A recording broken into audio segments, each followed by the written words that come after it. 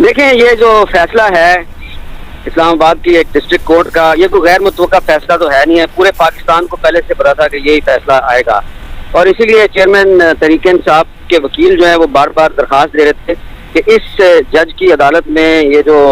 Case ہے اس کو نہ سنا جائے، کسی اور عدالت کو بھیج دیا جائے. تو ایسا لگتا ہے کہ عدالت کے جج صاحب جو ہیں انہوں نے زبردستی ایک فیصلہ لکھ کے رکھا ہوا تھا اور صبح ہی صبح انہوں نے فیصلہ سنا بھی دیا ہے. بظاہر جو چیئرمین تحریک انصاف پر جو الزامات ہیں وہ کافی عرصہ سے میڈیا پہ زیر بحث ہیں اور ان میں کافی وزن بھی ہے، لیکن جس طریقے سے عدالت نے کنڈکٹ کیا ہے اور جس طریقے سے جج صاحب جو ہیں ان کے بارے میں تحریک انصاف کے جو اعتراضات تھے ان کو نظر انداز کیا گیا، اور انہوں نے جس طریقے سے اس پورے کیس کو خود ہینڈل کیا ہے، تو میرا خیال ہے جو جج کا کنڈکٹ ہے اس کی وجہ سے جج کا جو فیصلہ ہے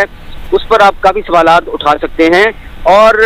ظاہری بات ہے اس فیصلے کو کسی بڑی عدالت میں چیلنج کیا جائے گا اور ہو سکتا ہے کہ تحریک انصاف کو وقتی طور پر ریلیف بھی مل جائے. فیصلے کا جو ایک بہت ہی اہم پہلو ہے وہ یہ ہے کہ ایک دفعہ پھر ایک سابق وزیر اعظم یعنی کہ ایک سیاستدان ہی کو عدالت نے سزا دی ہے، اور پاکستان میں اب یہ ایک روایت ہے کہ کبھی نواز شریف کو سزا ملتی ہے، اس سے پہلے محترمہ بینظیر بھٹو کو سزا ملی، اس سے پہلے ذوالفقار علی بھٹو صاحب کو سزا ملی، اس سے پہلے حسین شہید سہروردی کو سزا ملی. تو سزا ملنا جو ہے کرپشن کا الزام ہو یا نااہلی کا الزام ہو، سزا صرف